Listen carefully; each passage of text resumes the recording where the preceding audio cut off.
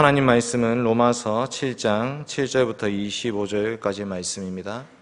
하나님의 말씀은 로마서 7장 7절부터 25절까지 말씀 함께 교독하도록 하겠습니다. 로마서 7장 7절부터 25절입니다. 25절은 함께 합독하겠습니다. 그런즉 우리가 무슨 말을 하리요? 율법이 죄냐? 그럴 수 없느니라. 율법으로 말미암지 않고는 내가 죄를 알지 못하였으니 곧 율법이 탐내지 말라 하지 아니하였더라면 내가 탐심을 알지 못하였으리라.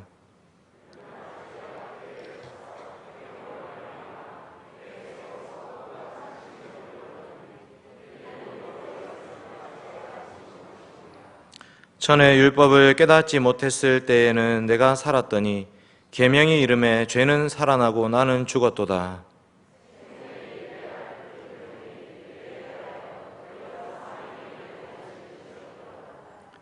죄가 기회를 타서 계명으로 말미암아 나를 속이고 그것으로 나를 죽였는지라.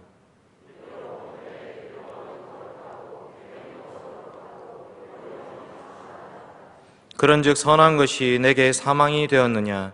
그럴 수 없느니라.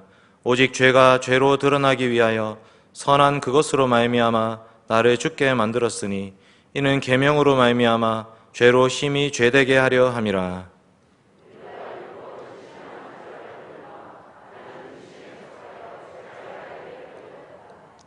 내가 행하는 것을 내가 알지 못하노니 곧 내가 원하는 것은 행하지 아니하고 도리어 미워하는 것을 행함이라.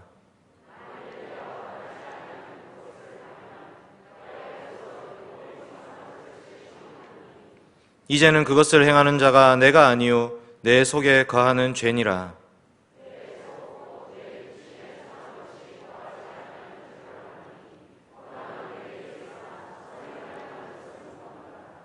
내가 원하는 바 선은 행하지 아니하고 도리어 원하지 아니하는 바 악을 행하는도다.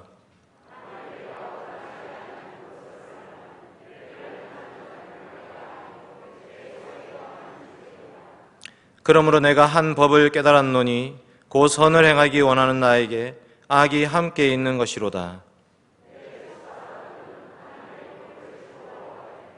내 지체 속에서 한 다른 법이 내 마음의 법과 싸워 내 지체 속에 있는 죄의 법으로 나를 사로잡는 것을 보는도다.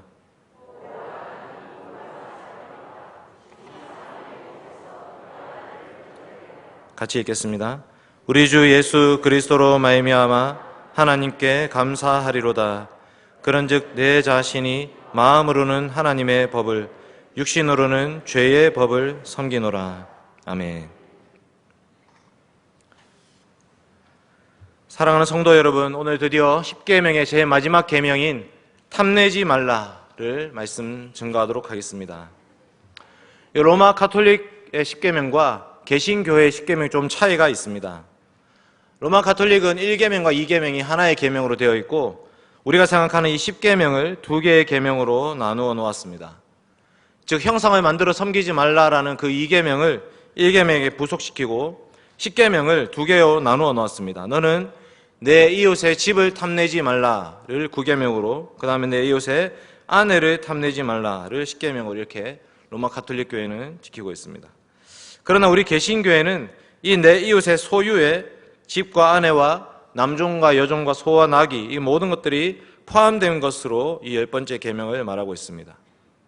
이것에 대해서 하이델베르크 교리문답을 작성했던 우르시누스라는 사람은 이렇게 말합니다. 탐심에 관계되는 계명은 단 하나밖에 없든지 아니면 탐내지 말아야 되는 이웃의 것들의 숫자만큼 계명의 숫자도 많든지 둘 중에 하나가 되어야 될 것이다. 이렇게 말합니다. 그러니까 탐내지 말라라는 이 계명 안에는 내 소유와 내 이웃과 내 이웃의 집과 아내가 전부 다 포함된 것을 말하고 있다. 이렇게 볼 수 있는 것입니다. 출애굽기 20장에 있는 10계명과 10번째 계명과 신명기 5장에 있는 10번째 계명도 조금 차이가 있습니다. 한번 보겠습니다. 출애굽기 20장 한번 17절입니다. 읽어봅시다. 앞에 20장 17절 시작. 내 이웃의 집을 탐내지 말지니라. 내 이웃의 아내나 그의 남종이나 그의 여종이나 그의 소나 그의 낙이나 물은 내 이웃의 소유를 탐내지 말지니라. 아멘. 여기 보시면 내 이웃의 집, 아내, 남종, 여종, 소, 나귀, 소유 이렇게 나옵니다. 신명기 한번 보겠습니다. 신명기 5장 21절 앞에 띄워져 있습니다. 시작. 내 이웃의 아내를 탐내지도 말지니라. 내 이웃의 집이나 그의 밭이나 그의 남종이나 그의 여종이나 그의 소나 그의 낙이나 물은 내 이웃의 소유를 탐내지 말지니라. 그러니까 이 출애굽기와 신명기가 순서와 내용이 조금 차이가 있는데, 출애굽기에서는 집, 아내, 남종, 여종, 소, 나귀, 소유 이렇게 말하고 있고, 신명기에서는 아내, 집, 밭, 남종, 여종, 소, 아내, 소, 나귀, 소유 이렇게 말하고 있습니다. 그러니까 이 순서가 조금 차이가 있는데 아내와 집의 순서가 바뀌고 그 다음에 밭이 추가되어 있는 것을 볼 수 있습니다. 특별히 신명기는 가나안 땅의 정복을 앞두고 있기 때문에 이 밭이 추가된 것으로 보입니다. 중요한 것은 10계명의 의미입니다. 이 10번째 계명의 의미가 무엇인지에 대해서 좀 살펴봐야 됩니다. 이 계명은 마치 7계명 간음하지 말라, 8계명 도둑질하지 말라 이런 계명의 반복인 것처럼 보입니다. 여러분, 간음하지 말라는 계명에 내 이웃의 아내를 탐내지 말라는 이 내용이 포함되어 있지 않겠습니까? 도둑질하지 말라는 이 8계명에 내 이웃의 소유를 탐내지 말라라는 내용도 포함되어 있습니다. 그렇다면 왜 굳이 이 10번째 계명을 다시 반복해서 말하고 있는 것이겠습니까? 하이델베르크 교리문답 나눠드렸는데 오늘 44주의 113문 한번 보겠습니다. 113문 제가 문제를 읽고 여러분 답을 읽어주십시오. 제10계명에서 하나님께서 원하시는 것은 무엇입니까? 답 시작.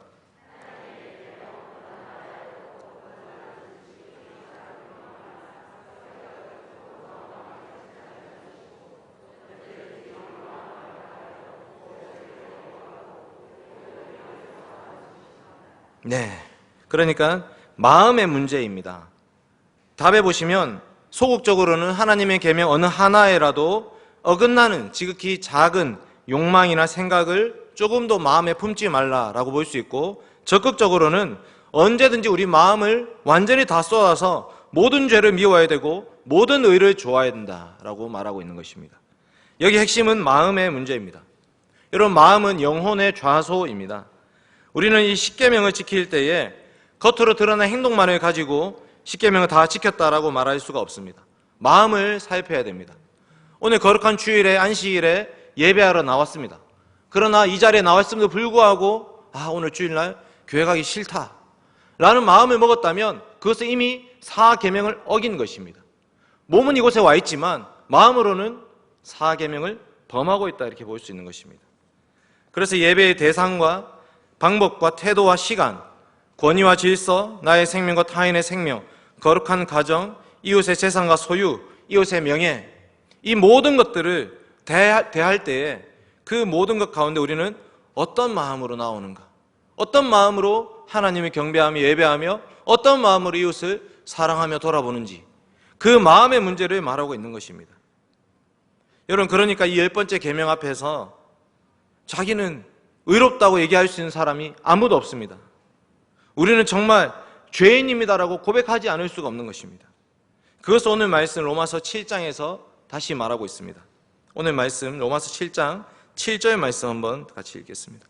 7절 시작. 그런즉 우리가 무슨 말 하리요? 율법이 죄냐? 그럴 수 없느니라. 율법으로 말미암지 않고는 내가 죄를 알지 못하였으니 곧 율법이 탐내지 말라 하지 아니하였더라면 내가 탐심을 알지 못하였으리라. 아멘. 여러분, 쉽게 말씀은 우리의 죄를 비추는 거울과 같습니다.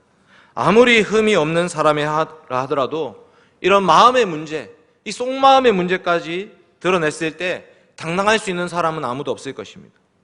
모세율법에서는 살인하지 말라고 말했지만 예수님께서는 이렇게 말씀하십니다. 마태복음 5장 22절 나는 너희에게 이르노니 형제에게 노하는 자마다 심판받게 되고 형제를 대하여 나가라고 바보라고 하는 자는 공회에 잡히게 되고 미련한 놈이라 하는 자는 지옥불에 들어가게 되리라. 요한 1서는 더 나아갑니다. 그 형제를 미워하는 자마다 살인하는 자니 살인하는 자마다 영생이 그 속에 거하지 아니하는 것을 너희가 아는 바라. 그러니까 살인하지 말라는 계명에는 단지 사람을 죽이지 않으면 된다가 아니라 마음으로 미워하는 것조차도 살인이다라고 말하고 있는 것입니다. 모세율법에서는 간음하지 말라고 말씀하셨지만 예수님은 여자를 보고 음욕을 품는 자마다 마음에 이미 간음하였다고 말씀하고 있습니다. 그러니 이런 마음의 문제에서 자유로울 수 있는 사람은 아무도 없습니다. 하나님의 계명, 이 율법의 말씀, 십계명 말씀은 왜 굳이 이렇게까지 말하고 있는 것이겠습니까? 왜 굳이 이 마음의 문제까지 완전히 다 드러내고 있는 것입니까? 로마서 7장에서는 그 의도와 목적이 바로 죄를 심히 죄되게 하기 위함이다 이렇게 말합니다. 로마서 7장 13절 한번 띄워주십시오. 네, 같이 읽겠습니다. 시작. 그런즉 선한 것이 내게 사망이 되었느뇨 그럴 수 없느니라. 오직 죄가 죄로 드러나기 위하여 선한 그것으로 말미암아 나를 죽게 만들었으니 이는 계명으로 말미암아 죄로 심히 죄되게 하려 함이니라. 아멘. 오직 죄가 죄로 드러나게 하기 위해서, 계명 때문에 죄로 심히 죄되게 하기 위해서 하나님의 계명이 우리한테 주어졌다 이렇게 말씀하고 있는 것입니다. 이것은 차라리 율법을 몰랐으면 좋았겠다 이렇게 말하는 것이 아닙니다. 율법도 모르고 계명도 몰랐더라면 이 죄를 몰랐을 텐데 괜히 이런 말씀을 배워가지고 우리의 계명에 이 말씀이 우리의 마음을 비춰가지고 우리의 이 마음 속까지도 다 들춰내서 우리를 괴롭게 한다 이렇게 생각해서는 안 됩니다. 계명이야말로 우리의 진짜 민낯을 보게 만들어줍니다. 껍데기로 외식하는 자처럼 율법을 지키고 사는 것처럼 사는 것은 누구나 할 수 있습니다. 유대인 바리새인들 다 그렇게 살았지 않습니까? 예수님께 나와서 당당히 말했습니다. 저는 율법을 다 지켰습니다. 율법을 다 지켰다고 말하는 그 사람 앞에서 예수님이 어땠을까요? 율법을 다 지켰다니. 그 마음의 문제 앞에서 누가 율법을 다 지켰다고 말할 수 있겠습니까? 로마서 7장 9절 말씀 봅시다. 로마서 7장 9절 시작. 전에 법을 깨닫지 못할 때에는 내가 살았더니 계명의 이름에 죄는 살아나고 나는 죽었도다. 사도 바울의 말입니다. 사도 바울이 드러난 큰 죄가 없다고 생각할 수 있는 이 사도 바울이 율법이 드러나니까 나의 죄가 드러났도다. 내가 법을 깨닫지 못했을 때는 내가 살았는데 그 계명을 통해서 나는 죽었도다. 이렇게 말하고 있는 것입니다. 그러니 우리는 계명을 미워할 것이 아니라 죄인된 우리 자신을 미워해야 됩니다. 로마 7장 17절부터 19절입니다. 17절 시작. 이제는 이것을 행하는 자가 내가 아니요 내 속에 거하는 죄니라. 내 속 곧 내 육신에 선한 것이 거하지 아니하는 줄 아노니 원함은 내게 있으나 선을 행하는 것은 없노라. 내가 원하는 바 선은 하지 아니하고 도리어 원치 아니하는 바 악은 행하는도다. 이게 바로 우리의 모습입니다. 사도 바울이 괴로워하고 있는 자기 모습을 통해서 이 말씀을 듣고 읽고 있는 우리를 비춰주고 있습니다. 여러분, 우리 중에 누구도 이 말씀 앞에 자유롭고 당당할 수 있는 사람이 없습니다. 이 마음의 문제 앞에서 내 마음은 완전히 하나님 말씀에 온전히 의존하고 있고 순종하고 있습니다. 아무도 얘기할 수 없습니다. 우리는 끊임없이 계속해서 남의 것을 부러워하면서 그것을 탐내고 있는 자들 아닙니까? 남자분들 차 지나갈 때마다 그 차를 보면서 저 차는 무슨 차종이고 그 차는 얼마짜리고 언제 만들어졌고 다 계산하고 있습니다. 내 차는 무슨 차다. 계속 비교당하면서 이웃의 차, 이웃의 집, 이웃의 아내, 이웃의 남편, 남의 것이 더 커 보이고 더 좋아 보이지 않습니까? 그래서 성경은 말합니다. 계속해서 우리의 마음의 문제를 살피라. 너희 마음은 정말 하나님 앞에서 자족하고 있느냐? 사도 바울도 말합니다. 오호라 나는 공고한 사람이로다. 이 사망의 몸에서 누가 나를 건져내랴? 오호라 나는 비련한 사람, 비천한 사람이로다. 나는 비참하고 끔찍하고 형편없는 사람이로다. 여러분, 이 말씀 앞에서 나 좀 괜찮은 사람입니다 라고 말할 수 있는 사람이 아무도 없도록 만들어버리는 것입니다. 우리는 죽을 수밖에 없는 죄인들입니다. 허물과 죄로 이미 죽었던 자들이고 죄의 종로를 타던 자들이고 계속해서 더러운 옷을 입고 살아가고 있는 자들입니다. 이사야 64장 6절에 이렇게 말합니다. 우리의 의가 더러운 옷과 같다. 우리가 행하는 의라고 하는 그 올바름이라는 것이 오히려 더러운 옷과 같다. 우리는 쇠폐함이 잎사귀 같다. 우리의 죄악이 바람같이 우리를 몰아간다. 우리는 마치 회칠한 무덤처럼 겉은 화려하지만 속에는 더러운 것들이 가득한 자들이다.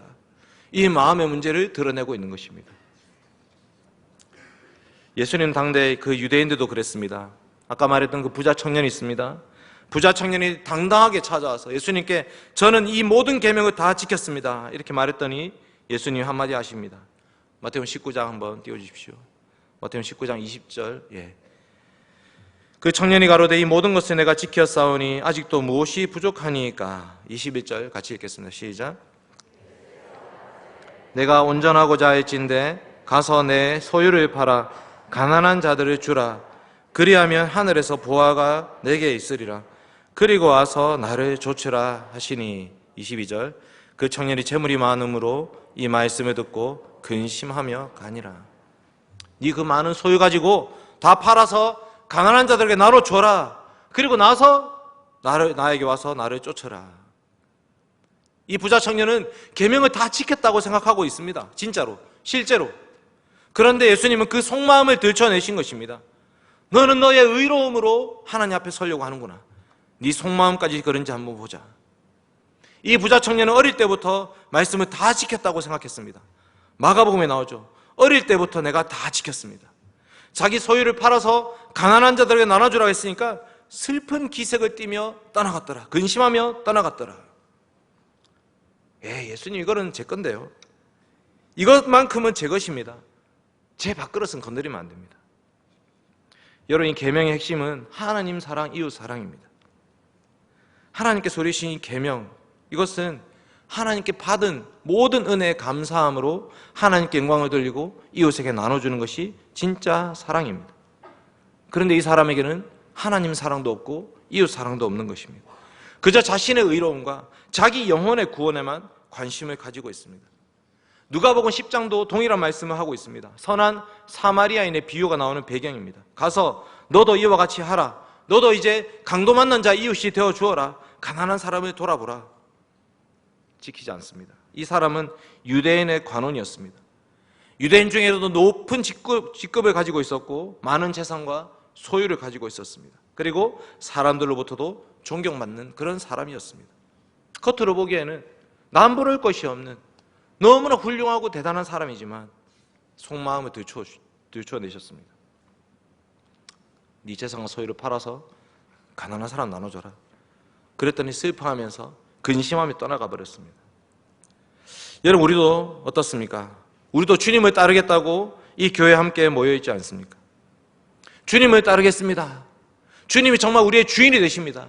우리가 가진 모든 것들이 주님이 우리에게 주신 것입니다 라고 믿고 고백하면서 이곳에 모여 있습니다. 그런데 여전히 우리는 속마음으로는 우리의 소유, 내 것을 내 것이라고 주장하면서 베풀기를 아까워하고 있습니다. 혹은 타인의 것을 부러워하면서 탐내면서 혹은 억울해하면서 왜 저 사람 저렇게 잘 사는데 나는 이렇게 살고 있습니까? 왜 저 사람 저렇게 넓은 집에서 사는데 저는 학구방에 살고 있습니까? 하나님 이거 억울하지 않습니까? 저는 매일같이 새벽기도 와서 기도하고 하나님께 헌금도 열심히 드리고 예배도 잘 드리는데 왜 나는 이렇게 삽니까? 왜 저 사람은 저렇게 잘 삽니까? 주님은 머리 둘 것이 없다 이렇게 말씀하셨습니다. 여우도 굴이 있고 공중에 새도 거처가 있으되 오직 인자는 머리 둘 것이 없도다. 여러분, 그렇다고 해서 모든 성도가 진짜 재산과 소유를 다 팔아버려가지고 전부 다 순례 전도자가 되어야 되는 것은 아닙니다. 그러나 우리가 가진 소유에 우리가 만족하지 못하고 끊임없이 이웃의 것을 탐내고 있을 때에, 우리보다 가난한 사람들을 돌보지 않고 있을 때에, 그때 우리는 이 10번째 계명을 범하고 있는 것입니다. 우리는 과연 주님의 제자입니까? 아니면 우리의 소유의 노예가 되어 있습니까? 돌아봐야 됩니다. 이 10번째 계명은 정말 너무나 무거운 말씀입니다. 누가 과연 이 계명의 말씀 앞에서 나는 정말 괜찮다 이렇게 생각할 수 있겠습니까? 하이델베르크 교리문답 114문 한번 보겠습니다. 문제를 제가 읽고 여러분 답을 읽어주십시오. 그런데 하나님께 돌아온 사람이 이 계명들을 완전히 지킬 수 있습니까?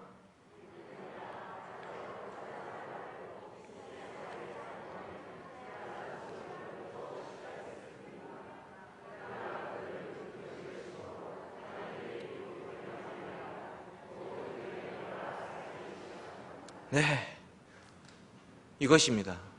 십계명을 다 가르쳐 놓고 이 십계명 따라 다 잘 살 수 있습니까? 누가 과연 그렇게 살 수 있습니까? 이렇게 질문하면 아닙니다. 이 땅에서 아무리 거룩한 사람, 이 세상에서 가장 최고로 거룩한 사람이라 하더라도 이제 겨우 시작한 것뿐입니다. 그리고 우리는 모든 계명, 하나님의 계명의 일부분뿐만 아니라 모든 계명에 따라서 살기 시작해야 됩니다라고 말합니다. 이것이 바로 성화입니다. 여러분, 이 말씀 앞에 아무리 거룩한 사람도 겸손해질 수밖에 없는 것입니다. 참으로 구원받은 백성, 참으로 하나님의 사람들이라면 몇몇 계명뿐만 아니라 전체 계명의 말씀을 생각하면서 그 말씀 전체 그대로 지키면서 살려고 노력할 것입니다. 그리고 아무리 잘 살았다 하더라도 교만할 수 없는 것입니다. 아무리 계명을 잘 지켜도 하나님의 거룩하심 앞에 온전할 수 없습니다. 결코 미칠 수 없습니다. 그래서 우리는 끊임없이 죄악된 본성과 싸움을 하고 있는 것입니다. 그래서 매주 우리는 예배 시간마다 십계명을 되뇌이면서 그 전체 계명 말씀 앞에서 우리 자신을 비춰가고 돌아봐야 됩니다. 육체의 소욕과 성령의 소욕이 서로 거스르고 있습니다. 우리는 성령의 능력이 필요한 것입니다. 하이델베르크 교리문답 115문은 그래서 십계명의 목적이 무엇인지 다시 물어봅니다. 이 세상에서는 아무도 십계명을 완전히 지킬 수 없는데 하나님께서는 왜 그렇게 엄격히 십계명을 설교하게 하십니까? 답 시작.